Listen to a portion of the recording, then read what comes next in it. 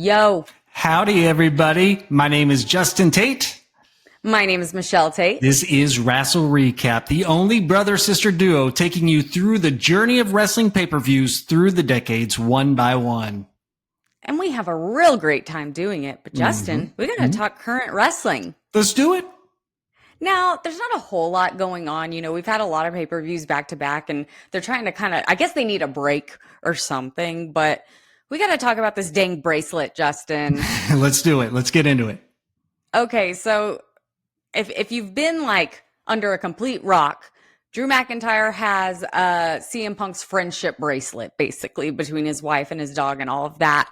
And the only thing I've taken from this week is that there was a shot of CM Punk with the bracelet in his mouth. And then there's another shot where Drew McIntyre previously had a match. He's all sweaty. And then he picks up that bracelet and he puts it in his black undies. And so that means that like they were touching like the bracelet was touching Drew McIntyre's balls. And then CM Punk put it in his mouth. That is why he is now known as CM Funk. Drew McIntyre would be offended by that. That's okay. If I make a big 6-foot-something Scottish man angry at me, I will consider that a joy in life. Well, yeah, and it's Drew, but yeah, I don't know. I think he's going to need to bleach that thing or maybe just ask, what's his dog's name? Larry? Larry. Ask Larry to make him another one. I almost said his dog's name is Phil. No, that's his name. Well, over on the AEW side, we've got the Swerve Strickland Hangman Adam Page feud really heating up. Yeah. I mean, that feud's never calmed down. It's just kind of taken a break. But, you know, they announced on social media this week that Swerve Strickland, with his new contract, he was able to buy his childhood home, which is like a dream come true, right? Well, on Dynamite this week, Adam Page, he burned that thing down. Burning down the house. Yeah, and it was weird because when I saw the clip of Swerve in front of his new house and Prince Nana was there with him, I was like, now why would Prince Nana be there unless this was more for storyline than an actual thing that he did? And I mean, there you go. Maybe he got his real estate license. We don't know. Prince Nana, he can do it all. Real estate agent Prince Nana. That's a lot of titles all in one, but you know, it could work.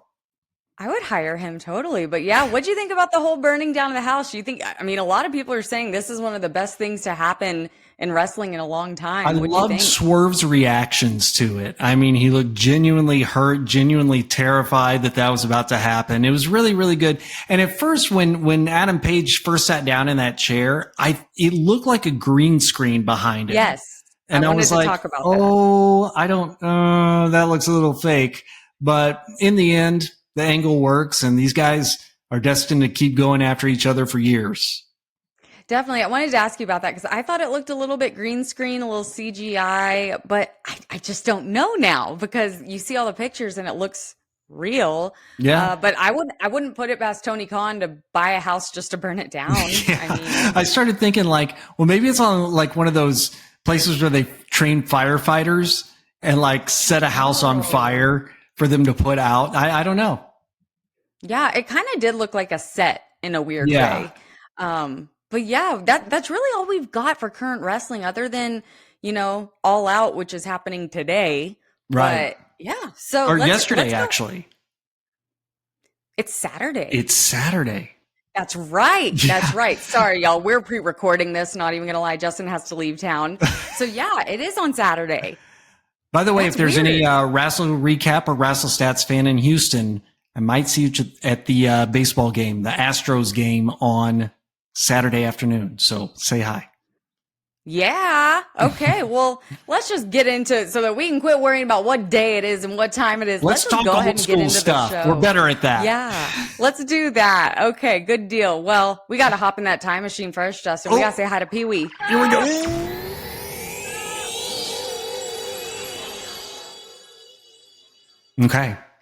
Okay, we're here. We're all good. 1987. Here we go. NWA Starrcade, 1987, Chi-Town Heat. It was November 26th, 1987, which again was Thanksgiving. Seems to be a pattern here. And it was at the UIC Pavilion in Chicago, Illinois. Now that is still in use today, known as the Credit Union One Arena. So if you're in the Chicago area, That's where this was. Our attendance was around 8,000 people, which when you look at WrestleMania 3, which we covered last week, it's a big, big step down attendance wise. But we do have good news. Our commentators are Tony Schiavone and Jim Ross. For the first time, we're seeing Jim Ross. Now, the number one song in the U.S. on November 26, 1987, it's one you probably know from a movie. Here's what it was.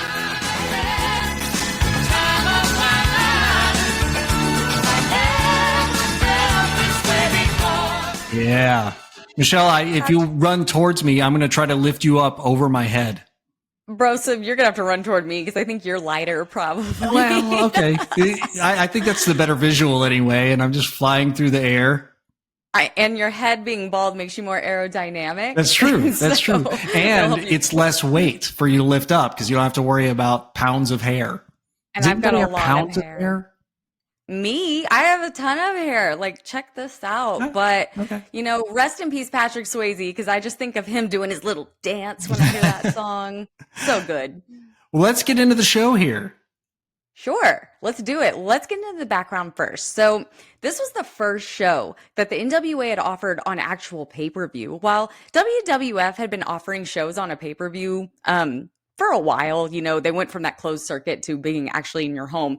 Now, the pay-per-view did around 240,000 buys, which is pretty good considering it was only available on 4 of the major cable systems. Hey, Michelle, why was it only available on 4 of the major cable systems? I was going to ask you. Well, because this is on the same night that WWF was holding its inaugural Survivor Series pay-per-view. And that was intentional. What? Because the WWF also told the cable systems nationwide that if they chose to air Starrcade instead of Survivor Series, then they would not be offered the rights to air WrestleMania 4 the following year.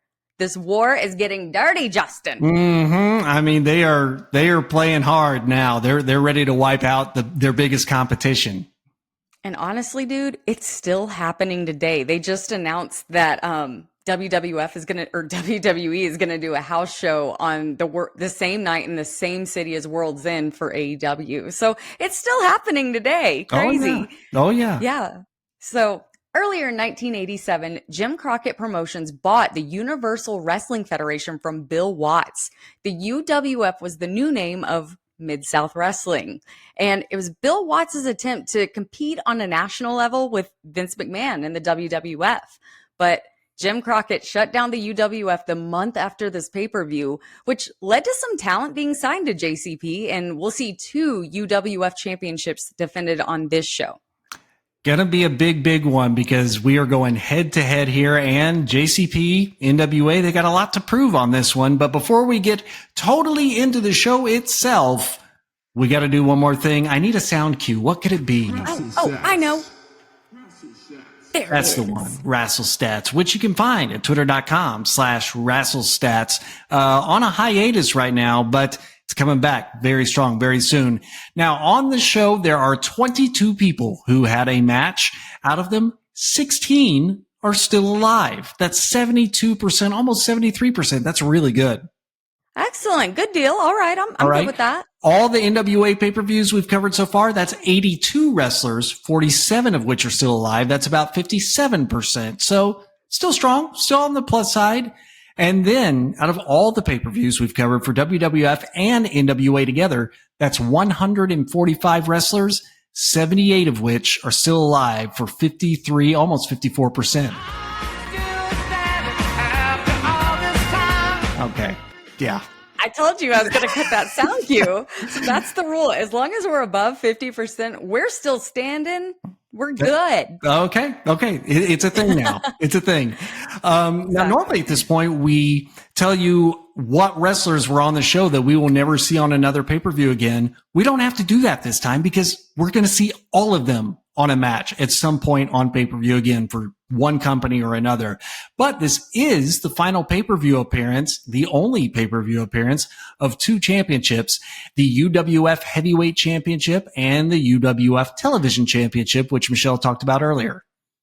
Yeah, well, man, that kind of stinks that It's just kind of all getting buried under the JCP, but that's all right, I guess. That's all right. Now let's get to the beginning of the show. Now, right away, we start with a big crowd shot and crazy lights everywhere. Yes, they have like these strobing, colorful lights just in the dark, like just going everywhere. You know what that reminds me of? What's that? Okay. So we used to have skate day in elementary school where I think it was like the first Monday of the month. We got to go to the skating rink and like pay $1 and you get to skate and drink pickle juice and all kinds of delicious things. But they would always have like those crazy lights strobing around. And it was like that exact same style. And oh, it was so nostalgic for me. You know what? That roller skating rink is the place where I bought my first ever slap bracelet. Remember those?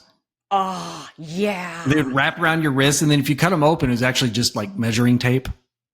Yeah, I think I got my first rabbit foot there, which now I'd be like, ew. Foot. Yeah. Uh-huh. They had that disappearing ink, too. That's right. Yeah. Well, we go straight from that arena shot to a shot of our commentators, Tony Schiavone and Jim Ross, who Jim Ross was brought over from the UWF. He was really close with Bill Watts.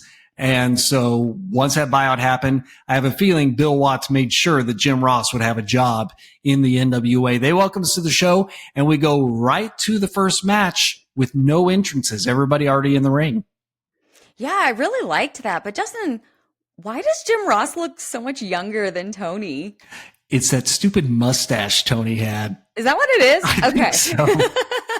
Yeah, because Jim Ross is all babyface and clean shaven and stuff, so that makes sense. Yeah. Yeah, well, right away, we've got this 6-man tag team match, and y'all, this started great. High energy. I was loving it. So we've got Eddie Gilbert, Larry Zbyszko, and Rick Steiner versus the Fabulous Freebirds and Sting. We've got Sting. I have a feeling that we're going to be on this match for a while if Sting's in it.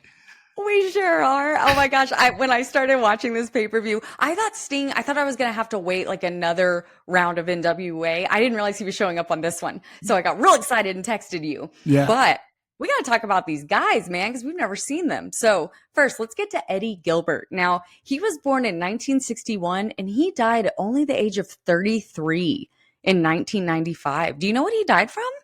I can't remember off the top of my head right now. Okay, sorry, I just threw that on you. He debuted in 1977, and his last match was in 95, the same year that he died, at a Smoky Mountain Wrestling TV taping in Tennessee. So part of the Gilbert wrestling family, which included his father, Tommy Gilbert, and his brother, Doug Gilbert. While working for the WWF in the early 80s, he was involved in a bad car accident that required plastic surgery. So Eddie grew a beard to cover it up. Which I was thinking, was he in a car accident and how he died early? But that would be horribly unlucky. Yeah, no, I don't think it was that. Oh, okay. He also worked as a booker for various promotions, just as his father had. Now let's go over to his buddy Larry Zbyszko. He was born in 1951 and he's still alive today at the age of 72. He debuted in 1971 and his last match was kind of recently in 2015 at an independent show in New Jersey. He was best known for his feud in the early 80s with Bruno Sammartino, who was also his trainer. So that's kind of cool, right? That's really cool. Yeah. Later was the longtime color commentator for WCW, and he was inducted into the WWE Hall of Fame in 2015 by Bruno Sammartino. I think just like as much as I think about the days of WCW Nitro and I hear Tony Schiavone's voice, I also hear Larry Zbyszko's. It's like hand in hand. Yeah. That's awesome. That's cool. Well, we've got Rick Steiner, Justin, and as we talked about last week, you almost killed him in a car accident when you tried to T-bone Psycho Sid and Rick Steiner in Midland, Texas. Sorry, Rick. Sorry. Well, he was born in 1961, and obviously Rick's still with us. The age of 63, he's not even that old. He debuted in 1983, and his last match was just in 2019, right before the pandemic in Tokyo. So cool. He and his brother Scott won the WWF Tag Team Championship twice and the WCW Tag Team Championship 7 times. Goodness. Unbelievable. Right? Well, he was inducted into the WWE Hall of Fame in just 2022, and he is the father of the current WWE Intercontinental Champion, Braun Breaker. And as much as people say that Rick Steiner was great in the ring, I think Braun Breaker is better. I mean, he's tearing it up. He is tearing it up. I still say he looks like a 6-year-old in the face. He has such a baby face. But I just want to know when they're going to just change his name to Steiner. Come on. Like, what is the deal? Was that Hopefully his choice soon. to not be Steiner? Like, he inducted the Steiners into the Hall of Fame. They've said he's Rick Steiner's son. He dresses like a Steiner. He's Braun Steiner. Just do it. I agree. Was that like a Vince thing? That was very much a Vince thing, and that whole NXT 2.0 era. Ew. Yeah. Ew. Okay, well, we last saw Jimmy Garvin on Starrcade 1986, so we don't have to get into him too much, but Michael Hayes, now he was born in 1959 and he's still with us today at 65. He debuted in 1977 and his last match was in 2001 at WrestleMania 17, and he was part of the Gimmick Battle Royal. Fun. Yeah, I can't wait till we cover that one. It's going to be so much fun. And it's just weird because, you know, when we started this, I was like, WrestleMania 17, that's so far away. We're already on 4, like, coming up. So it's going to be here sooner rather than later. He was trained by the Wild Samoans, Afa and Sika, both of whom we just lost in the last few months. So he was best known for his time as a member of the Fabulous Freebirds and their feud with the Von Erichs in Dallas. Ugh, so good. Chills, man. Yeah. Well, he's now been with the WWF for almost 30 years, starting as an interviewer and a commentator and as a backstage producer since 1999. He was inducted into the WWE Hall of Fame in 2016 as a member of the Fabulous Freebirds. Now, yeah, and if you ever see Michael Hayes now, you will wonder who his stylist is, because every time you see him on TV or a picture backstage or anything like that, he's always dressed to the nines, but it's like very garish, outlandish suits, like of whatever color. And of course, he's still got that long blonde hair and everything. He's a striking person to see. I bet he has the same suit guy as RuPaul, because RuPaul always has these fantastic suits. I talk about RuPaul so much on the show. I just love him so much. All right. So we're just going to need to cut it now and start a new episode so I can talk about Sting. Oh my God. Okay. Well, I'm going to go get some stuff done and I'll come back in a few. Okay. All right, Justin, we're only going to talk about him once, so pay attention. Okay. All right. So Sting, he gets his whole birthday. He was born on March 20th, 1959, leaving him at 65 years old today. Now, he debuted in 1985. So just after 2 years, he's on Starrcade because he's awesome. His last match was in 2024 this year at AEW Revolution in Greensboro, North Carolina. So cool. He started his career by teaming with Jim Hellwig, who would go on to become known as, you know, that guy. What's his name? Oh, the Ultimate Warrior. Ultimate Warrior. Cool. Yeah. Sting was a 6-time WCW World Champion with countless other titles to add to his name in NWA, TNA, and AEW. He was inducted into the WWE Hall of Fame in 2016. And heading into this show, Sting had been in a stable with Eddie Gilbert and Rick Steiner. But Sting is such a good guy, he left them behind. And that's what led to tonight's match. Let's do it. This is a fast one. This is a fast one. And right away, Justin, it is just much hotter, much more exciting start to the show. It starts and it's like a party type atmosphere. You've got lights, you've got music, you've got dancing out to the ring. Like they're already looking more comparable to WrestleMania to me. You know, I just realized this as we say, is this the first Starrcade that we've watched where there was no national anthem anywhere in there? I believe so. I believe you're right. That's always been the most awkward part of every Starrcade, and I just realized they didn't do it on this show. Yeah, and they also didn't have like a lot of chatter before the show. You know, usually there's like 20 minutes of just random commentary, and it's like, oh God, here we go. Well, you know, looking around, I really like this look of the ring. I mean, it's got the red apron and then a dark blue canvas with white ropes. And then the ringside area is really well lit, like the first, I don't know, several rows and the whole area around there. And then the crowd in the back has these colored lights on them, definitely stepping up the production values on this show. Oh, absolutely. And I think, you know, we always say like, wrestling companies existing make other wrestling companies better. I don't think they would have done all of this without WrestleMania pushing them to do it, Yeah, I mean, So, they knew there was a competition and they had to step up. yeah, I liked that dark blue, you say canvas, but it almost looked plushy, like carpet. Like you could wipe your hand across it and like draw things in it. A nice shag. Yes. Yes, a shag. There we go. But I do have one question. What was up on the ring apron? It said TWN really big, and it looked like the TMZ logo because it was like a red background with black and white. But what is TWN? Yeah. So, and I saw this on a background backstage, one of the backstage things too. I think I could be wrong. I think that stood for the Wrestling Network. Later, I want to say it was in the 90s, Jim Crockett tried to start another promotion called World Wrestling Network. But I think that this was some idea that maybe he was trying to rebrand the NWA maybe as TWN. I'm not really sure. Okay, there we go. Yeah, but the funny thing was they're doing the ring introductions here, and Eddie Gilbert is announced as being from every girl's dream.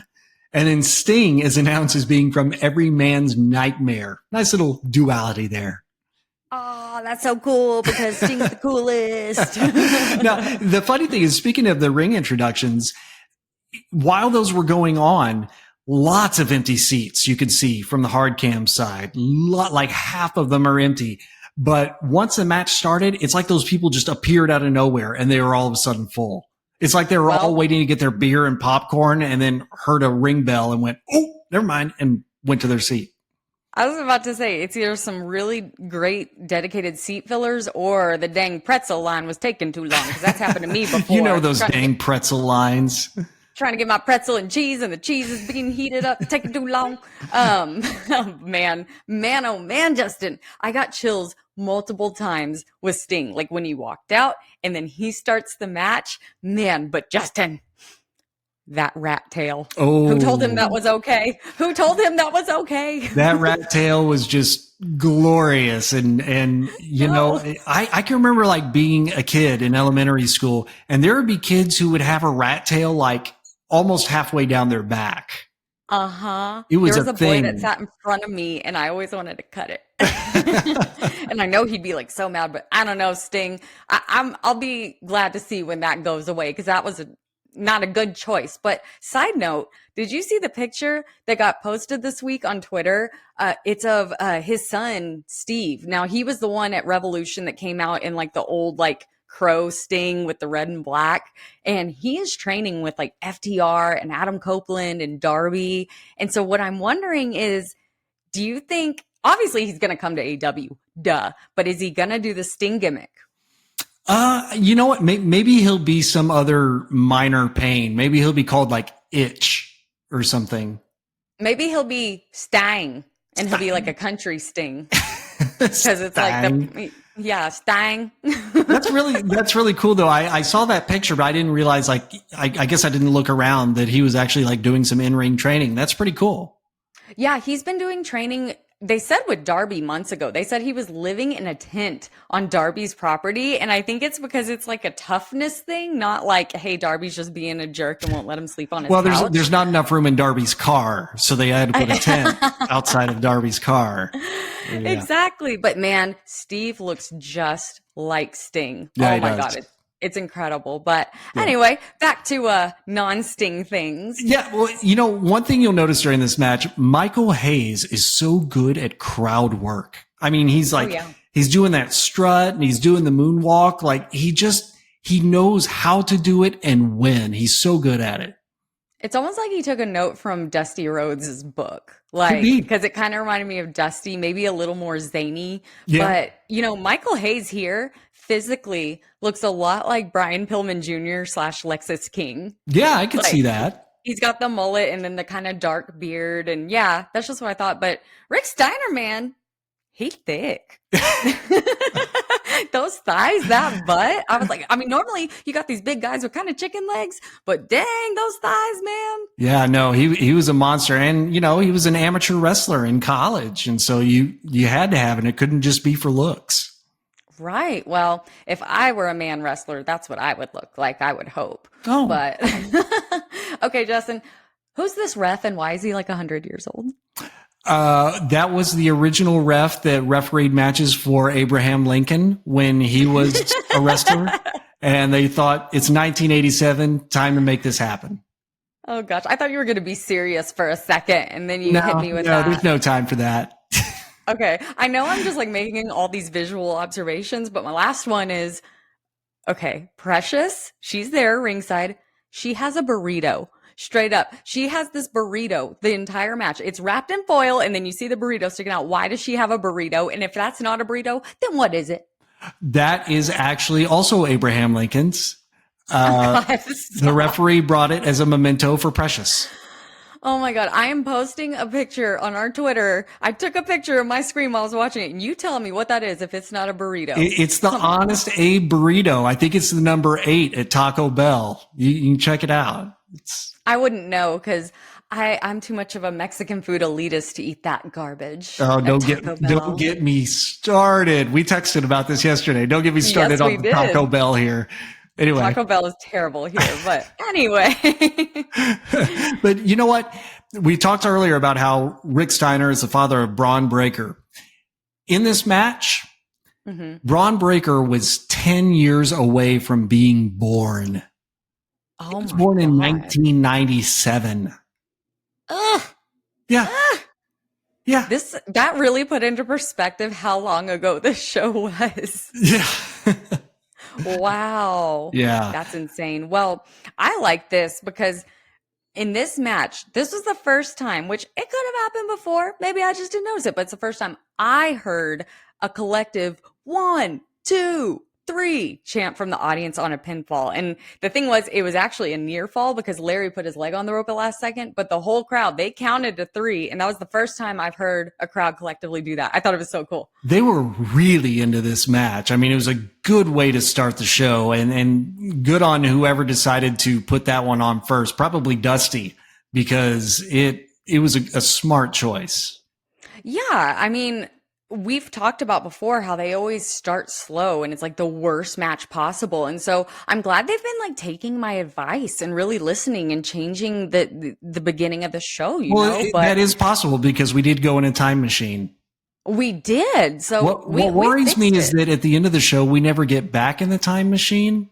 So I guess a ritual that we don't need to put our listeners through. Oh, okay. So, yeah, but the match ends in a time limit draw in 15 minutes. And okay, the wrestlers, they timed this perfectly, man. But unfortunately, the 100-year-old ref did not. And he certainly had another second or two to make that 3 count. So, unfortunately for him, because, I mean, he went down into the count and I was like, no, not yet. But what can you do, man? I couldn't fix that in the time machine. Well, that's Darn. Okay. But it worked out. And I mean, do you like having the first match end in a time limit draw? Nah, not really. Do you like having any match in it? Well, maybe if it makes sense, but usually no.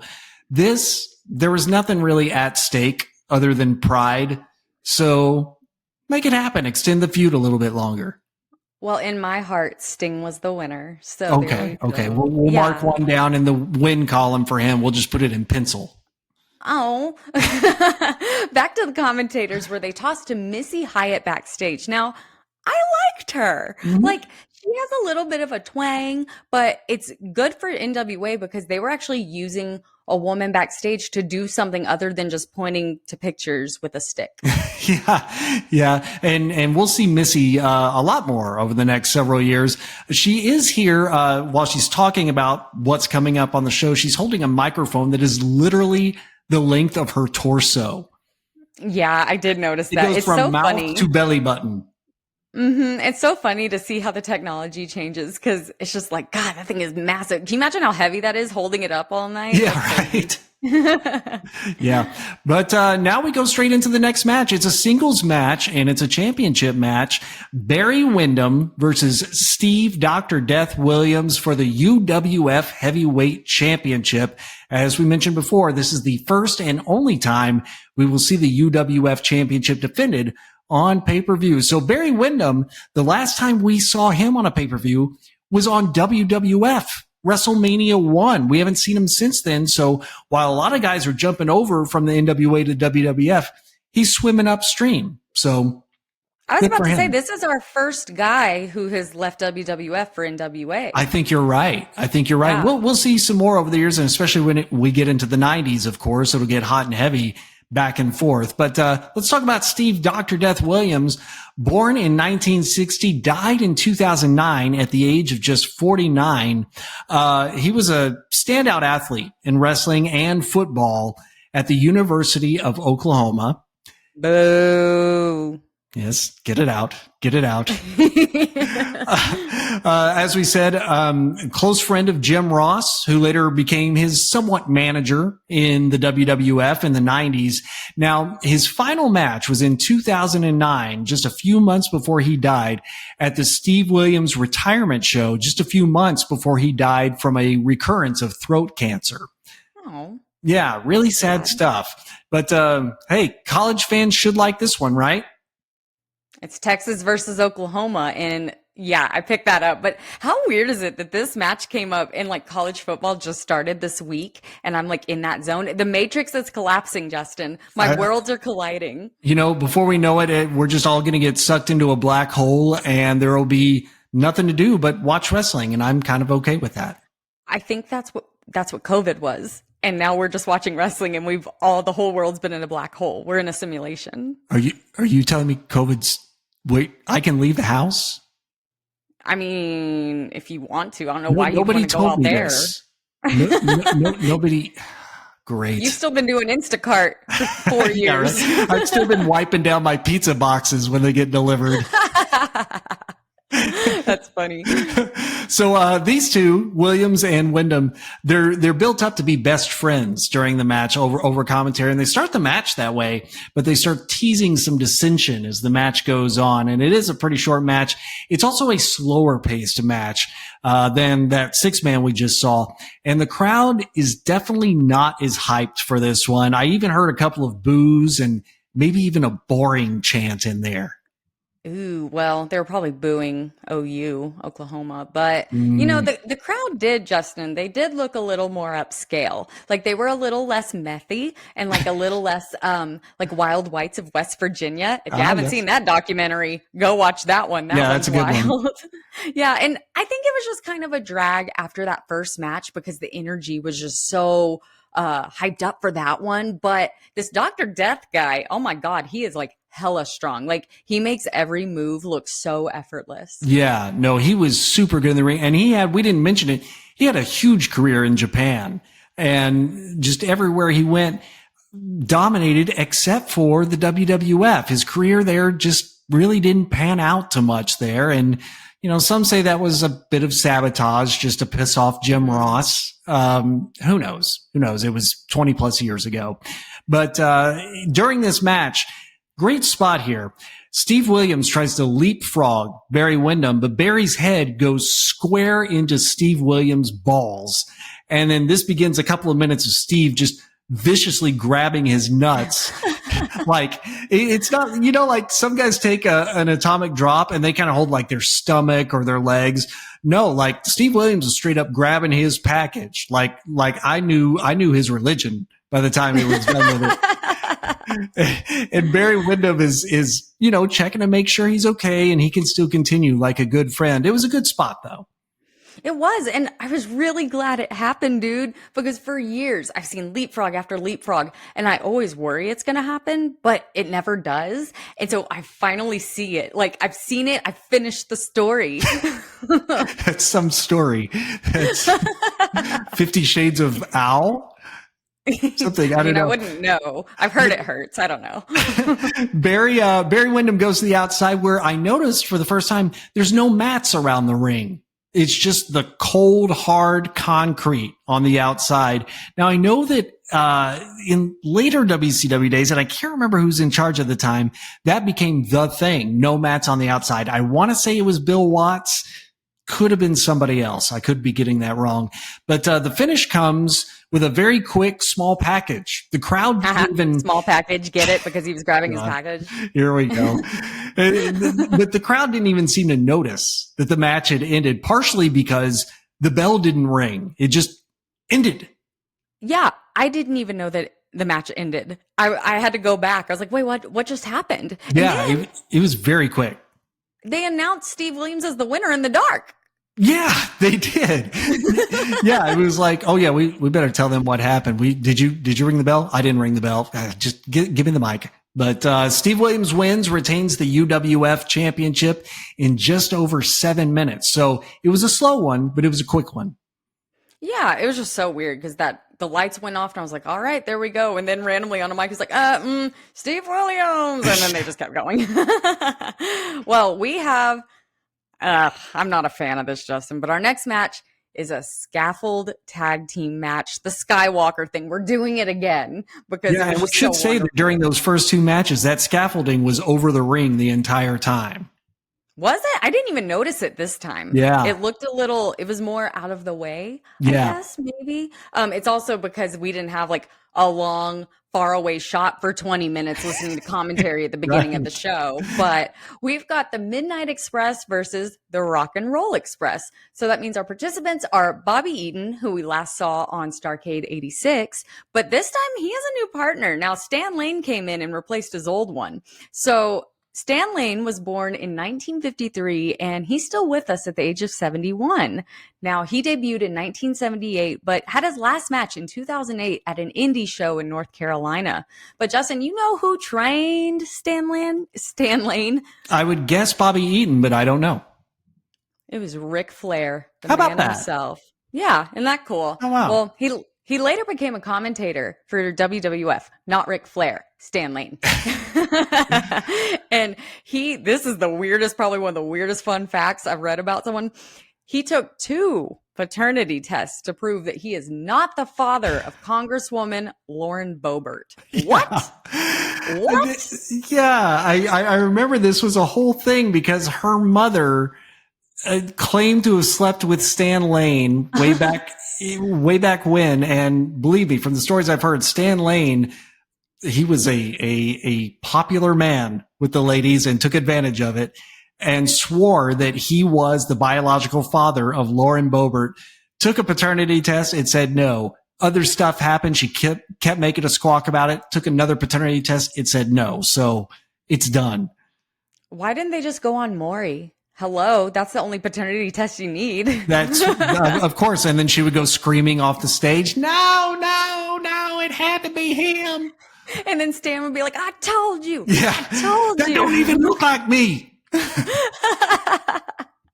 Wow.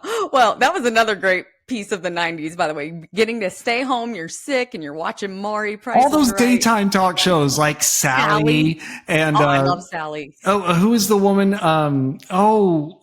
Dark-haired lady. Ricky Lake? Ricky Lake. Yeah.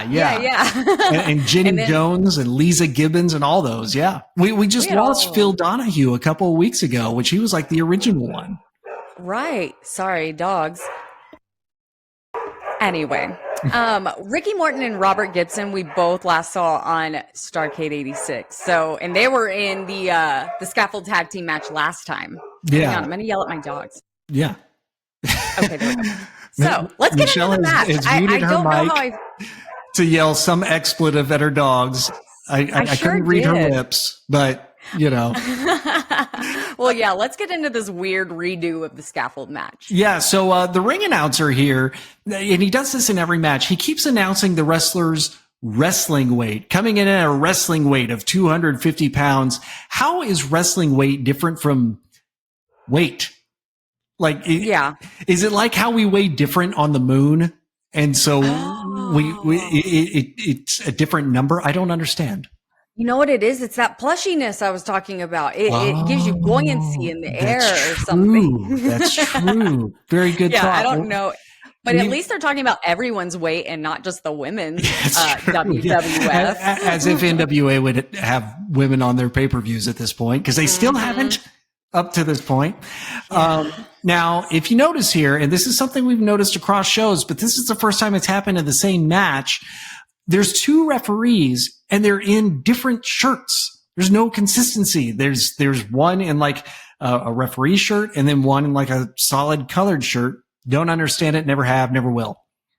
Yeah, they've done this on all of the pay-per-views, it seems. And I'm starting to wonder, I'm like, is the guy in the blue shirt with the bow tie like the head ref or something? That Like, could be. I don't know.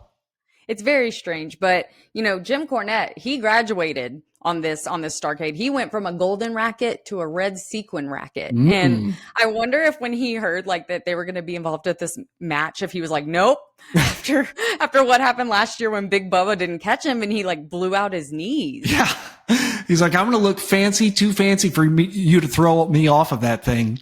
Exactly. Yeah. Well, and that's the thing with these matches. I mean, you can't do much up on that scaffold. It's kind of like a battle royal in that it turns into a lot of punching and kicking. I mean, at one point, Bobby Eaton pulls out some powder to throw in the Rock and Roll Express's eyes, but there's just not much to do. And the other thing is that I think when a lot of people think, oh, you have to throw the other team off of the scaffold, they're thinking of like a Mick Foley Hell in a Cell moment, when it really just ends up being they're going to dangle and then drop. That's what I said. I was like, I was a little disappointed that Bobby and Stan just kind of, they weren't thrown off. They just kind of dropped off, but I guess like safety, whatever. Yeah. But I did appreciate that this scaffold looked a lot more sturdy than the last one. It looked a little more hefty. Yeah. No, but not as much pieces randomly falling off. That's good. Yeah. Do you think the crowd had like a crick in their neck from like looking up? Probably so, because even if they're looking at the screens, those are like above the ring. So yeah, maybe so. Yeah. Well, they kept saying it was 20 feet in the air. I don't know. I feel like that was an exaggeration. It did not look 20 feet to me. Do you think I would give it maybe 15, because when they're dangling from below it, it looks like the drop is like 8 feet at most. At most, maybe 6. Yeah. Yeah. But I did, you kind of mentioned it. I did think the use of salt packets as a weapon, I mean, it was different. It was interesting. I've never seen salt as a weapon, and it would hurt. Yeah, no, it's always weird whenever they would say something was salt and they would throw it and it would make a big poof in the air. And I'm like, what kind of salt they using? Because mine would just go like pocket sand. It's powdered salt. It's a thing. It's like powdered sugar. But I see. You grind it down a little bit more. I got it. Okay. Yeah. Well, what happened after the match? Well, post-match, Big Bubba climbs up to the top. The Rock and Roll Express won, by the way. We should say that. But Big Bubba, who was out there with Cornette and with the Midnight Express, he climbs up to the top to attack Ricky Morton. And as they face off, Ricky points at something in the distance, and then Bubba looks, and Ricky punches him right in the junk. Like, bang. I mean, it was a dumb spot, but it's the 80s, so the crowd loved it. The crowd was so easy to please back then. The scaffold, the nut shot, like, it was so good. But speaking of Big Bubba, he looks like he's missing Elwood. Because why is he dressed like a blues brother? You know, the thought I had was when he took off his jacket and he had on those suspenders and those black pants and that white shirt, I was like, oh, there's a big Amish man on my TV now. Which would be a total contradiction, right? An Amish guy on TV. But I got nervous that he was going up there, like kind of like punishment for last year. And Cornette was like, you have to go up there and jump, but I'm not catching you. But yeah, Rock and Roll Express won that in just 9 minutes and 35 seconds. But backstage, Bob Caudle with Michael Hayes and Jimmy Garden, who, man, he was all kinds of fired up, even though he had just lost. Oh my God. He was like, happy. He legit talked for like at least 2 minutes straight. And like didn't take a breath the entire time. No, but he even says, he's like, it's okay that we lost because they're going to challenge the winner of the Arn Anderson, Tully Blanchard versus Road Warriors match. And he even says, I know you're about to cut me off, but I'm just going to go. Bye. And just like leaves. Yeah. Well, they leave and Steve Williams enters, and Steve says that he is the wrestling machine of the world, quote, quote, and that he gives 210%. Not 110, but 210. Dang. But they mentioned, though, that Steve didn't give his bestie Barry the same courtesy of letting him recover that Barry gave him after that nut shot. So I wonder if drama is brewing. I would watch a return match between those two. I thought it was good for what it was.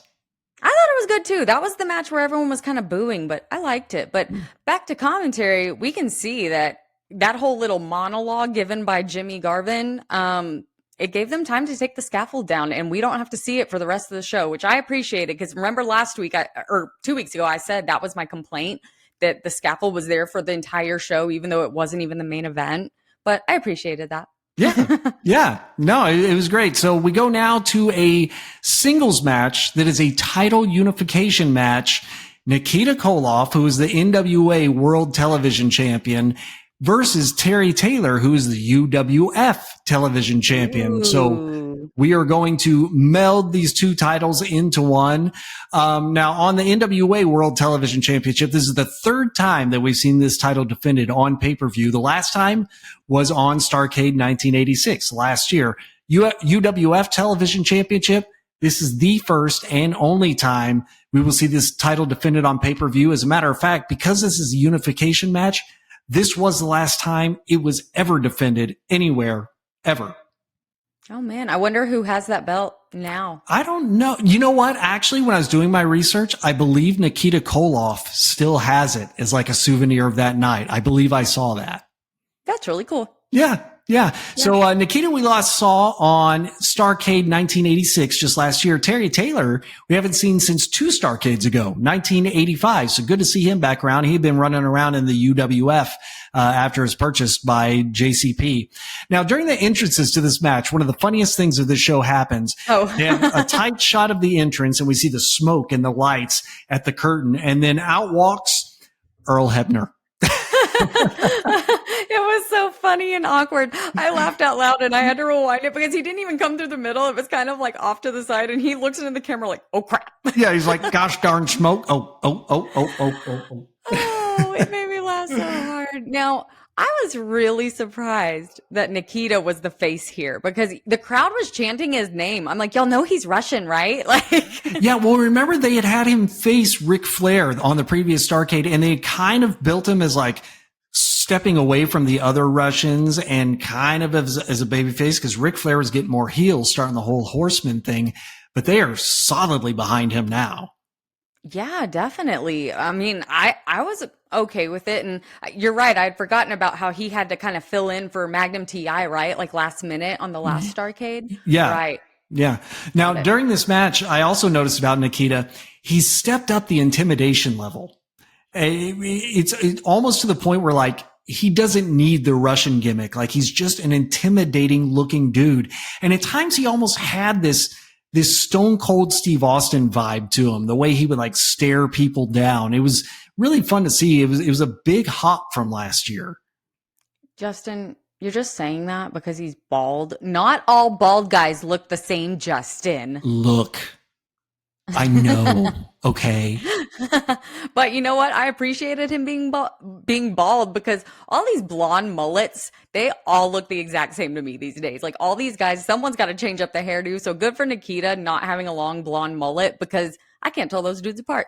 You know what? Between now and the next episode, I'm going to fly over to Turkey and get hair implants done. And I want to come back with a blonde mullet just to really weird you out. Oh man, Danny Garcia, he sure did call out MJF this week on that. And he was like, and it didn't even work. And MJF's like, oh. Well, now the first half of this match is pretty slow to the point where the crowd kind of seems to get bored. But then Terry Taylor misses a clothesline and they popped huge. So they're into it. I mean, they're just focused. Yeah, sometimes I think there are matches or promos even where, you know, the bad guy will be like, shut up to get them booing and stuff. But I think when they're quiet, it's not necessarily a bad thing. I think they're just watching. Yeah. So, but yeah, I mean, these two guys, they seem pretty evenly matched. Like no one was really dominant over the other one, but I did notice that there were a lot of wrist locks. And I think maybe that kind of killed the pacing and kind of like quieted the crowd a little bit because it's not super exciting. Yeah. Maybe.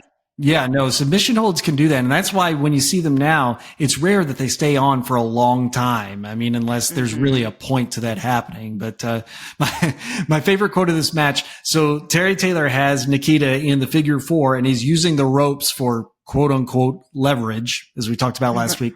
I hate that because it's dumb. But Earl Hebner catches him and makes him break up the hold. So Terry gets in Earl's face and says, "You're partial." You're partial. What? What? Not Not like impartial. you're screwing me, or hey, what's the big idea? You're partial. He's so classy in his words. Yeah, exactly. But finally, Eddie Gilbert, who came out with Terry Taylor, is knocked off the apron, allowing Nikita to win. And he unifies the two championships in just under 19 minutes. He sure did. And, I think this match was definitely longer than it needed to be. Probably about like 5 minutes because, and I think it goes back to those wrist locks because each one was so long. But yeah, I mean, it was the match was almost 19 minutes long. Yeah. So I think they needed to shave like 5 minutes off. But that's okay. That probably wouldn't have hurt anything. But, the good thing is this is a short show. The past several shows we've done have been like literally 12 or so matches. This one has 7 matches. We're already halfway through on the recap here.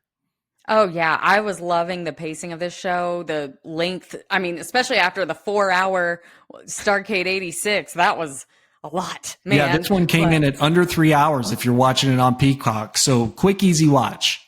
It's because we didn't have the longest national anthem in the world with all the verses. Good That's God. why. Yeah. Well, Justin, our next match is a tag team match, and it is the 4 Horsemen championships. They're the champions, and the Road Warriors. Yeah. So this is for the NWA World Tag Team Championship.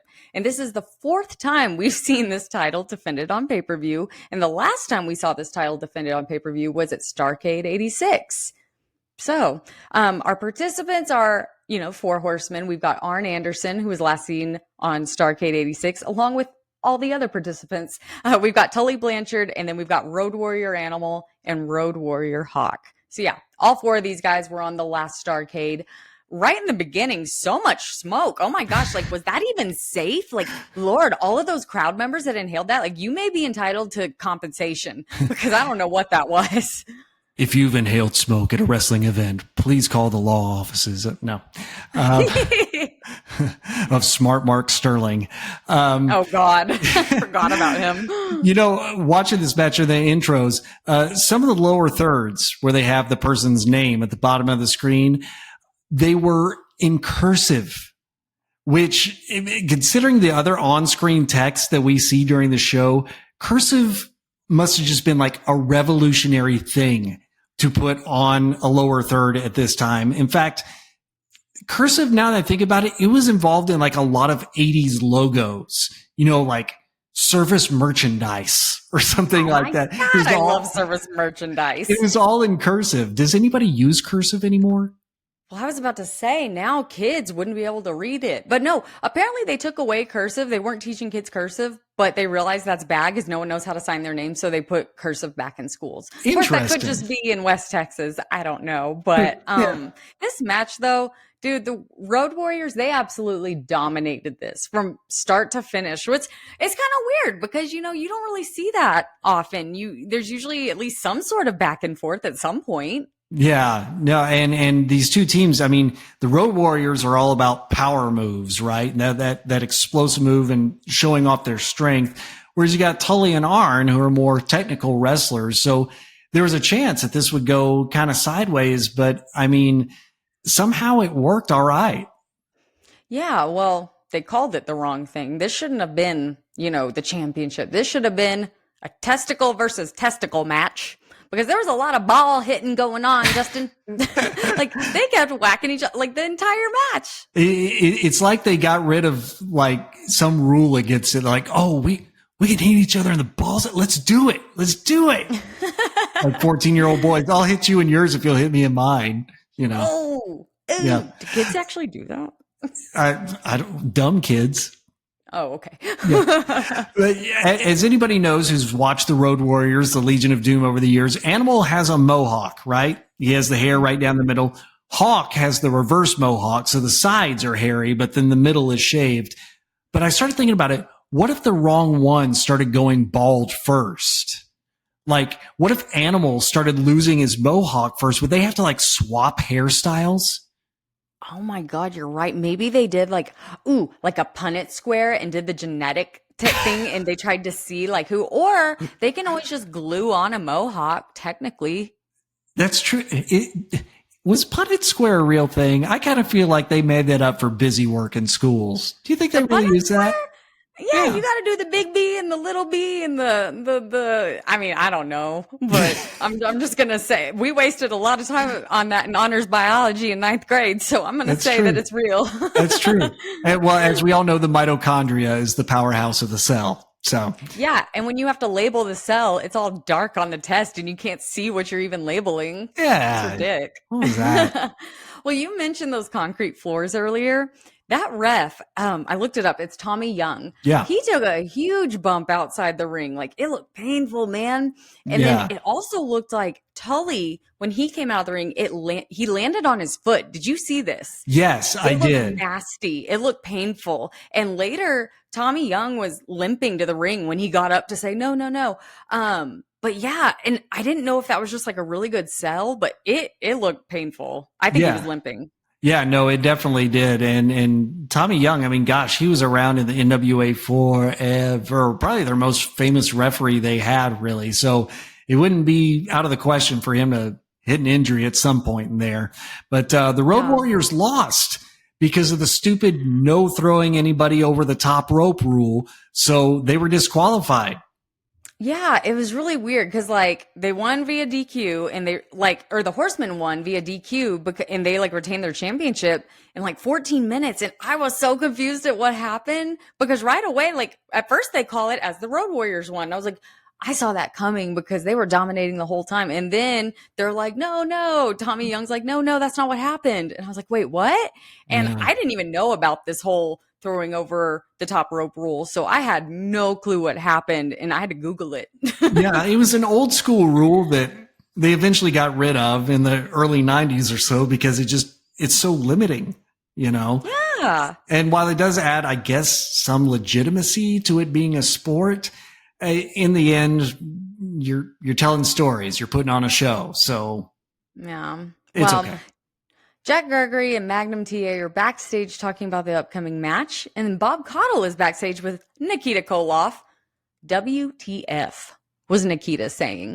Because here's the thing. I'm going to need more clarity if I can't turn my subtitles on because it's an old show. They don't have the subtitles. I had no idea what he was saying. And Mark even was like, wait, is he supposed to be Russian? Because that's not Russian. And all I got out of it, the only thing was one TV champion. He sounded more French, like ish. Yeah. I don't know what that accent was. I mean, but it was not working. Yeah. It just sounded like a bunch of gibberish, honestly. But really what I did love here is you got a good shot of the television championship, which being a belt nerd, I love this because it has the logos of the three major networks on the belt. It has ABC, CBS, NBC like that. Pretty cool little touch for the television championship. Yeah, I thought that was cool too. So Bob brings in JJ Dillon, and JJ Dillon, he's fired up. He says that Lex Luger is the perfect athlete, which he might be. He's pretty jacked. And that this is the most important night in his career, not Lex Luger's, in JJ Dillon's career. But meanwhile, during all of this, they put up the cage. Yeah, because we got 2 cage matches in a row coming up. By the way, JJ Dillon, when he's wearing those glasses and he's in his suit and everything, he looks like the head of the accounting department for JCP. Oh my God, he does. He does. Right? And you said JCP, like he looks like the head of the accounting department for JC Penney, as I've said before. or like I almost see him as like that guy who's like in upper management, but who like doesn't really know what's happening in his company. He just knows he's supposed to give orders. And so, like puts his glasses on top of his head and tries to that guy. Fully. I would much rather see Jimmy Hart in his ugly Vacation Bible School suit with his megaphone and everything than an accountant. But anyway, take me to that first cage match. Yes. And it is not just a cage match. It is a title versus career cage match.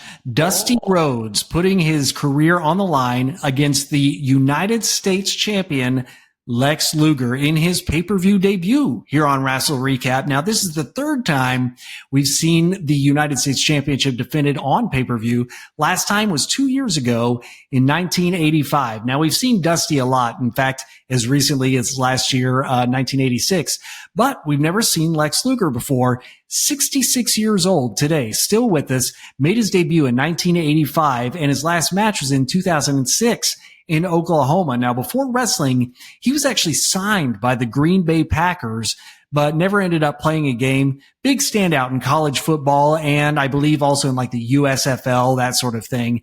Now, he originally debuted for the WWF a few years after this in their failed bodybuilding company, the WBF, the World Bodybuilding Federation. However, he was injured in a motorcycle accident before ever being able to compete in a WBF competition.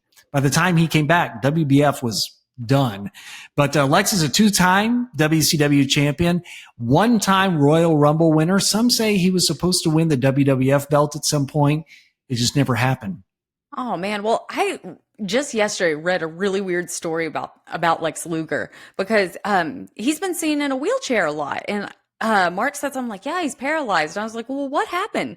And what's crazy is he was apparently just on an airplane and was like turning his head, talking to someone for a while, and it tweaked some nerve and made him temporarily paralyzed. And so he's slowly getting it all back. But I was like, man, I do that all the time on an airplane, just turn my head and talk to the person next to me. So I had no idea. Did you know that?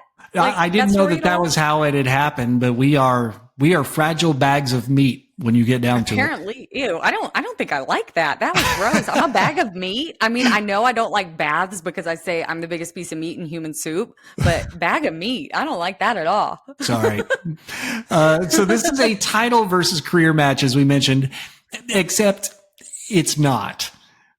We find out that if Dusty loses, it doesn't mean he can't ever wrestle again. It means he can't wrestle for 90 days, which that's lame. I mean, I can understand the fans not wanting to go 90 days without seeing one of their favorites, but saying Dusty's career is on the line, a little bit misleading. Hell, there was a time there where Roman didn't wrestle for 90 days just for fun. Yeah. In fact, I think it's been more than 90 now since WrestleMania. So, yeah. That's so strange. Well, this cage looks rather small compared to at least today's cages. Like, am I wrong here? You know what? I'm trying to think back to like Starrcade, like when it was Ric Flair versus Harley Race or something like that. It might be a little bit smaller. It just like Dusty comes out for his entrance and he just like climbs to the top. And by climb, I mean, he takes one big step and he's at the top. Yeah. And so it looked really small, but maybe that was just me. Maybe they have camera tricks now to make it look bigger on TV. Could be. Yeah. And the ones now I would think are definitely bigger than what this was. This seemed like it was just enough to like get over the rope, like twice as high as the ropes, maybe something like that. Yeah. But we got Johnny Weaver on the outside of the cage holding the key to the cage. And that's very important for the finish here. So Johnny Weaver has that key. And so far in this journey on Wrestle Recap, we've seen Johnny Weaver go from wrestler to commentator to key holder. Hey, I mean, he's a man that wears many hats. That's fine. So. Well, something very horrible happened to me while I was watching this match. Uh-oh. So I'm sitting there and I'm all calm, and then I shoot forward and I yell, "Where the hell is Wahoo McDaniel?" Because he has not been on this pay-per-view. Yeah, he's been on every Starrcade that we've watched. You're right, he's not on this one. Where the hell was he? Probably dyeing his hair. Probably. I was just, it upset me. I thought he was my staple that I could always rely on. Well, at one point in the match, Lex Luger is in a submission hold and he gets to the ropes and the ref forces Dusty to break the submission hold, which confirms that normal match rules apply here. There just happens to be a cage around the ring. We've talked about this, especially in tag team cage matches. We're so used to cage match meaning anything goes, but not the case here. No. And speaking of, Justin, this was killing me. It was awful. They filmed through the cage, meaning they stuck their camera lens like up next to the little holes in like the chain link as best they could, but you could still see a little bit of the chain in each shot, and it looked like garbage. Yeah. And so now it made me think, are there cameramen in the ring like on WWE and AEW? Or are cameras just more advanced now that there's cameras by themselves in the ring? Because it looks like they're in the ring moving around with them. But yeah, so answer me that. How does that work? You know what I think they've started doing, actually, at least in WWE and probably in AEW too, is cutting a hole in the side of the cage to stick the camera lens through. Now, for something like War Games or Blood and Guts, they'll have a cameraman just standing between the two rings. But yeah, I think they've kind of accommodated for a camera since whenever. Okay, because yeah, it really, really bugged me how I never got to see the match without silver cross hatches in the shot. It's like they're trying to be artistic and make it a frame. Like, look what I can see through this little frame. And it just looked like, hey, why are you standing behind that fence, creeper? Exactly. Yeah. You know, Lex Luger, he was always so vocal in the ring. Like every time that he would punch a guy for years, he'd punch a guy and go, do, every time. And it always makes me laugh. It did. It made me laugh too.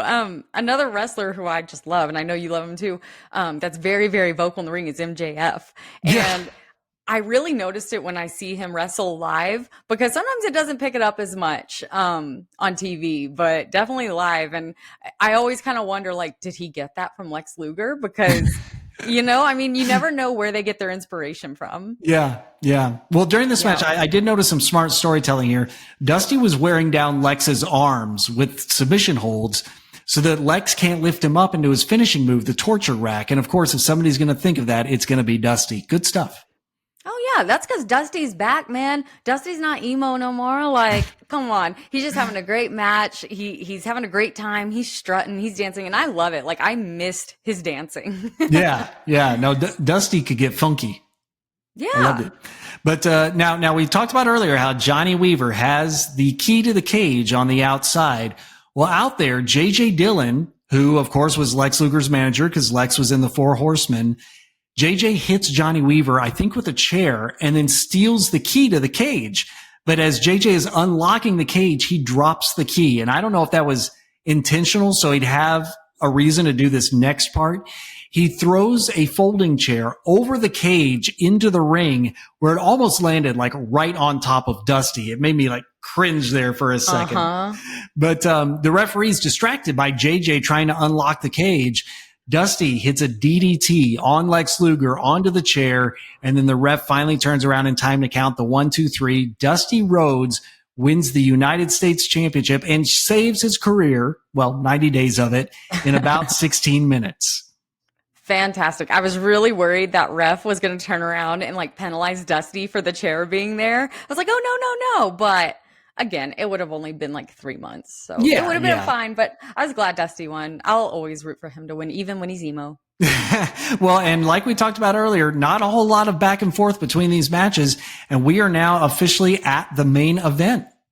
Yeah, we've got a steel cage match with Ric Flair versus Ronnie Garvin, who is actually the champion. Normally, we're going into this with Ric Flair as the champion, but they're going for that NWA World Heavyweight Championship belt. Now, this is the 5th time we've seen this title defended on pay-per-view, and the last time we saw this title defended was just Starrcade 86.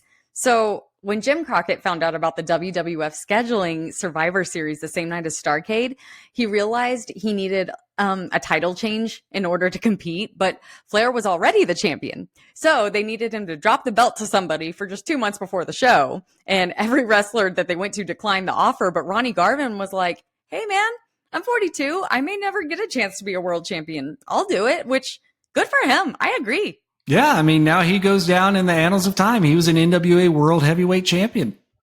Yeah, it's kind of like the whole Bryan Danielson thing. Like, he's toward the end of his wrestling career, but he'll at least be on that list of one of the guys to hold it. So, yeah. So Ric Flair and Ronnie Garvin, we saw them both last year on Starrcade 1986. So we don't need to get too much into their backstories, but let's talk about the match. Yeah, now I did want to point out, we were talking about the title earlier. The NWA Championship belt has changed. Now, originally, when we first started watching these Starrcades, it's what's commonly known as the domed globe. It has that kind of raised circle in the middle. But now the title that they're using is what a lot of people call the big gold belt. And that's the look that would be used for the WCW championship for most of the company's existence. And it's also the basis for the current WWE World Heavyweight Championship held by Gunther.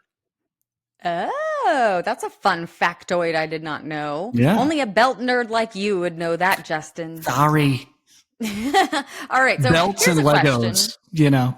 Oh Lord, this guy, you go to his house and it's like a Lego museum, complete with little light up figure. Like he put Should I lights. tell you? Should I tell you why we went out of town last weekend? Oh gosh. Okay, tell me. So my wife was looking around on Facebook Marketplace and saw a retired Lego set that somebody was selling for less than the retail value when it was still available and way less than what she could get for it now. And so we drove 2 hours to San Angelo and bought it. Bro, I thought y'all just went to like eat some good food or something. We did that too. Are you sure it was a real one and it wasn't from like Temu? Oh, I checked it out. Why were they selling it for so cheap? Because she said that she's going to the Disney store, or I'm sorry, the Lego store at Disney Springs in a couple months, and she wanted some spending money there. And I'm thinking, so you're going to sell this one for like $150 less than what you could get for it? I mean, I didn't say that obviously because I'm getting a deal, but yeah. Right. Y'all are going to get it built and then it's going to be missing one Lego, like kind of like a puzzle piece. You're going to be like, dang. Man, I'll be sneaking into a Lego store just looking for that one piece somewhere. Like, give me that. Stick it in my pocket. Well, here's a question. It's really kind of a twofer. It's a twofer. So why do you think they did 2 cage matches back to back? And do you think that was a good decision? I think maybe I'm just, fumbling here. Maybe they thought, what's better than 1 cage match? 2 cage matches to beat Survivor Series, right? Get people talking. Booking wise, I don't love the idea of doing them, especially back to back. You can have 2 on a show, I guess. I mean, we've seen that in like Hell in a Cell, that sort of thing. Back to back, I think that's just a logistical thing. You don't want to have to put it up, take it down, put it up, take it down.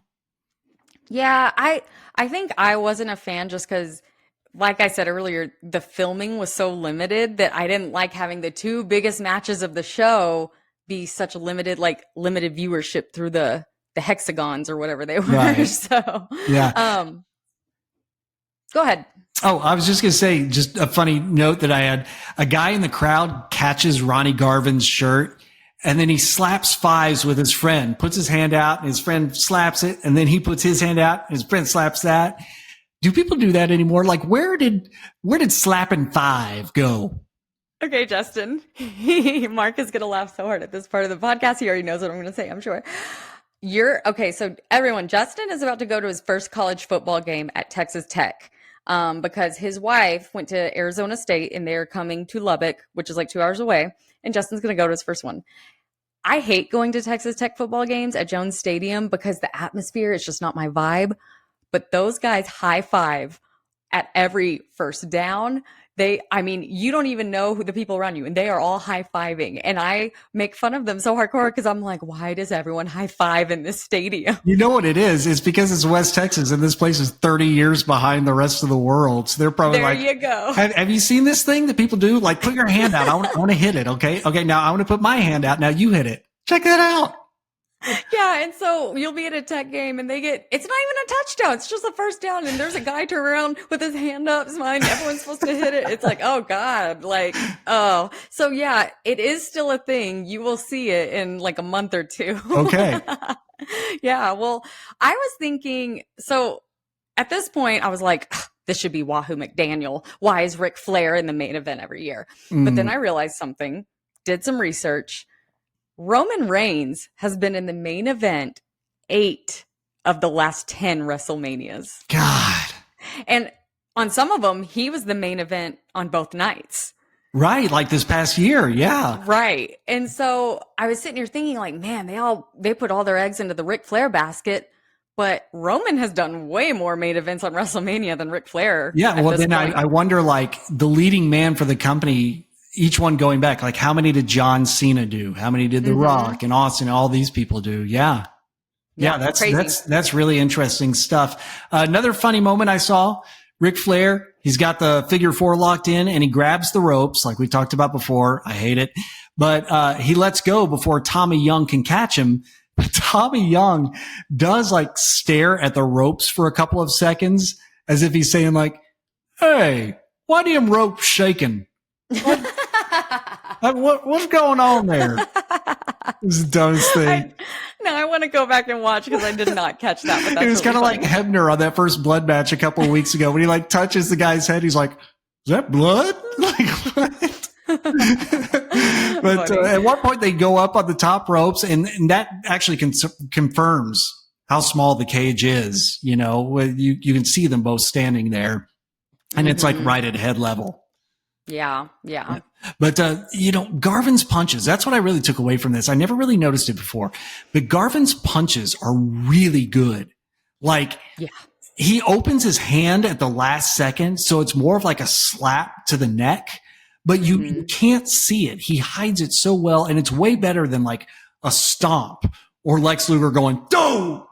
It's really effective. It makes a good sound, and you can't really see through it. Oh yeah, but speaking of slapping, holy crap, like those chops and like those slaps on the face, dude, that was brutal. Like I was actually questioning, like, do these guys not like each other? Really painful. No, they were laying them in. Now we now have the nut shot trifecta on this show because Ric Flair, this made me cringe. He's up on the top rope and then he just drops down onto the top rope, straddling the thing, squishing his little nature boys down there. That one, I mean, I've seen the spot before, but he hit it so well. I was like, oh my God, how did this guy have kids? How do you how do you do that? I mean, there's no way around it. Do you just accept that it's going to hurt? I suppose. I don't know because I wouldn't even try it. Oh gosh. Well, you know, by the end of this match, we're getting toward the end and I'm getting confused because I'm like, who's the guy with the afro? But it was Rick. And like, I get it because, you know, my hair is like nice and straightened and sleek, but like if I sweat a little bit, it just like poofs out. And like freaking Ric Flair, he's looking like a dang poodle by the end of this. Well, and that's the thing is he always had like that perfect kind of hair and color of hair to where if he bled, which he did in this match, it just like showed up so well. Like Ric Flair, even if he wasn't bleeding that bad, it looked like he was about to drain himself of blood.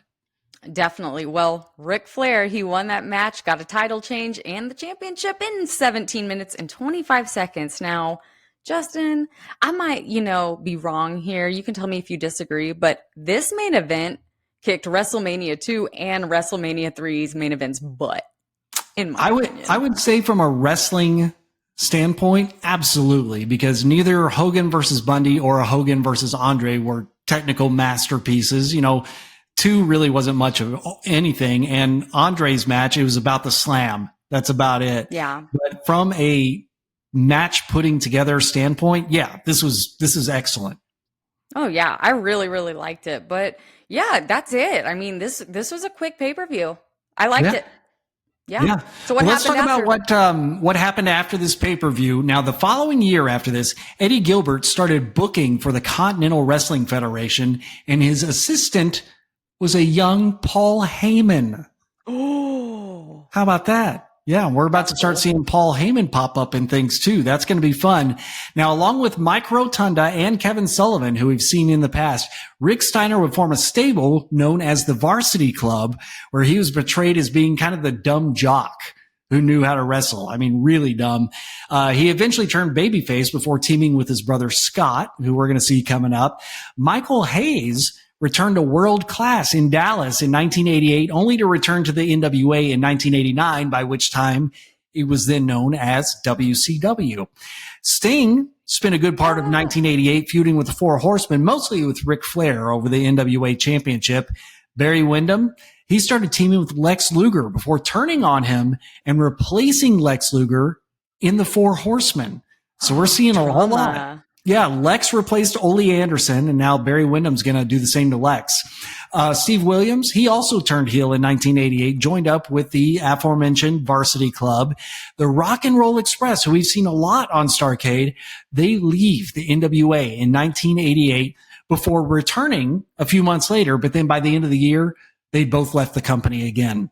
That's weird. Yeah, so we're going to, I think the second time, what finally did it was a pay dispute, which we've heard of before. So makes sense. The Midnight Express that we saw on this show, Bobby Eaton and Stan Lane, they would begin a feud with the original Midnight Express, Dennis Condrey and Randy Rhoads. Unfortunately, the feud didn't have much momentum and didn't gain any real traction. And so it kind of went nowhere. Nikita Koloff, unfortunately, took a break from the business to help his terminally ill wife. And then he returned in 1989 after his wife's passing. Sad thing there. That is the most like heartbreaking, but like, oh my God, I love Nikita Koloff now. That is the sweetest thing I've ever heard. Yeah, yeah. Terry Taylor, he returned to World Class in Dallas as well, but he's only there for a few months before signing with the WWF, which, as we've talked about, in under one of the dumbest gimmicks Vince ever had the idea for. I can't wait till we get to that. Same goes for Arn Anderson and Tully Blanchard. They felt that they were being underpaid despite earning millions for the NWA with the Four Horsemen. They also end up signing with the WWF in 1988. Now, the Road Warriors, who Arn Anderson and Tully Blanchard faced on the show, they turned heel in 1988 by turning on Sting. And of course, that would begin the long road of people turning on Sting because he's just a nice guy.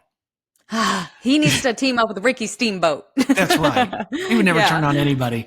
Dusty Rhodes, he continued in various feuds in 1988, but he would actually be fired from the company shortly after the next Starrcade. So we're going to cover that when we do our Starrcade 1988 show. Lex Luger, he left the Four Horsemen about a month after the show, feuded with Ric Flair over the NWA Championship throughout most of 1988. And finally, Ronnie Garvin would make stops in the AWA and WWC in Puerto Rico before signing with the WWF. So there you go. That's what happens over the next year. Now, what were your overall thoughts on Starrcade 1987? Well, first of all, that is just so much to take in of everything happening after the show. Wow. It's heating up.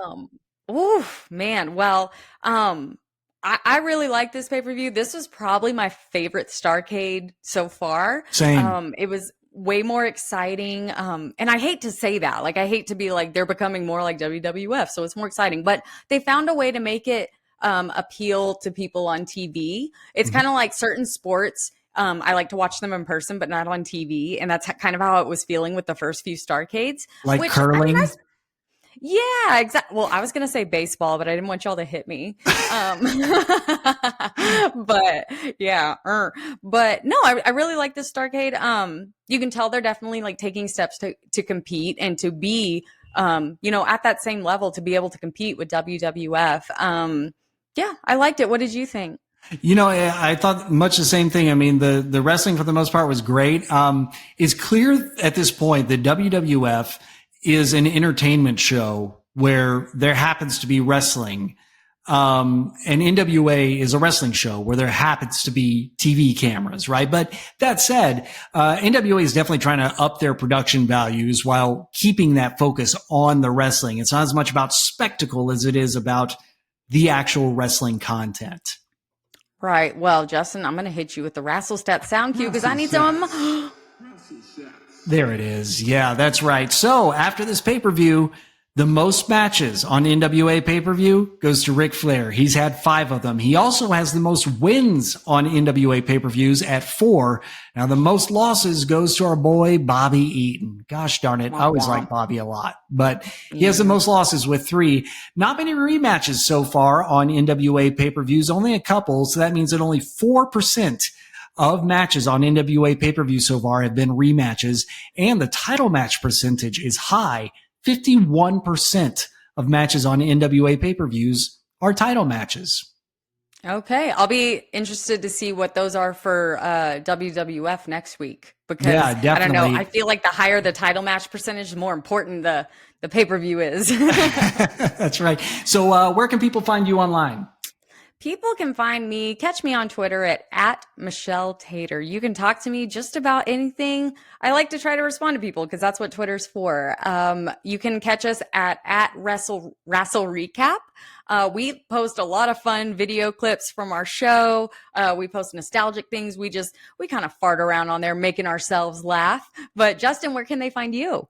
Well, they can find me either on the Twitter machine at Justin B. Tate, or you can hop on over to Rasslestats. I talked about it last week and at the beginning of the show. Rasslestats dark right now in order to make some big improvements that are honestly too much for Twitter to handle technologically. So, but go ahead and follow because good things are coming there, and you're going to get your weekly stats for all the current wrestling for free.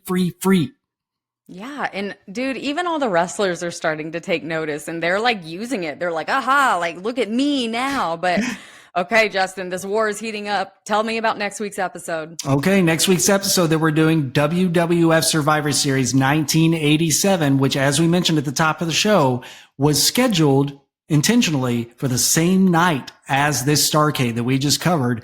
So they also threatened to withhold WrestleMania from the cable companies for the following year if they didn't carry Survivor Series. So what were they offering? Was it better? Was it worse? Find out next week right here on Wrestle Recap.